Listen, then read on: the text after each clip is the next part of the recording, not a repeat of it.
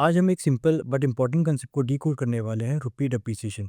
मतलब पहले $1 ₹80 हुआ करता था और अब ये 100 की तरफ भाग रहा है, यानी कि रुपया कमज़ोर हो रहा है। अब इसका हम इन्वेस्टर्स के पे क्या फ़र्क पड़ेगा, चलिए तो स्लाइड्स में देखते हैं कि उसके लूजर्स और विनर्स कौन कौन है। लूजर्स यानी कि कौन हर्ट होता है, सबसे पहले आते हैं import dependent companies. Aviation, electronics, automobile, ये सेक्टर बहुत सारा रॉ मटेरियल इंपोर्ट करते हैं। डॉलर महंगा होता है तो इनकी कॉस्ट बढ़ जाती है और प्रॉफिट्स टाइट हो जाते हैं। दूसरा होता है फॉरेन इन्वेस्टर्स, जो कि एग्जिट कर जाते हैं मार्केट से, क्योंकि जब रुपया गिरता है उनके डॉलर के रिटर्न्स रिड्यूस हो जाते हैं। तो फिर एफआईआईज मार्केट से पैसा निकाल लेते हैं, जिससे वॉलेटिलिटी बढ़ जाती है। तीसरा आता है इन्फ्लेशन इंक्रीजेज, यानी कि इंपोर्टेड वस्तुएं महंगी हो जाती हैं और इसका इफेक्ट सीधे सीधे पेट्रोल, इलेक्ट्रॉनिक्स और हमारे डेली के आइटम्स पर होता है। इन्फ्लेशन बढ़ने से एग्जिस्टिंग बॉन्ड्स की वैल्यू भी गिर जाती है। विनर्स यानी कि किसको बेनिफिट होता है, international US equity funds. Dollar strong होता है तो आपके इंटरनेशनल इन्वेस्टमेंट ऑटोमेटिकली ज़्यादा रुपीस बन जाते हैं।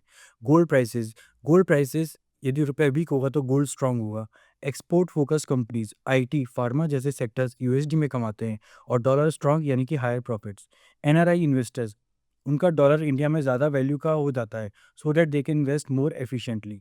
रुपए के गिरते चल हमें अपने पोर्टफोलियो को इस तरीके से डिज़ाइन करना है ताकि हम कमज़ोर रुपए से भी फ़ायदा उठा सकें। आइए इसके लिए बात करते हैं एक 4 स्टेप एक्शन प्लान की। डाइवर्सिफाई ग्लोबली, यानी कि 10 से 20% इंटरनेशनल फंड्स में रखो। गोल्ड में इन्वेस्ट करो, 5 से 10% गोल्ड में भी होना चाहिए, जैसे कि sovereign gold bonds. Import heavy sector से कॉशियस रहें और एक्सपोर्टर्स पे फोकस करें, जैसे कि IT, pharma long term winners बन सकते हैं।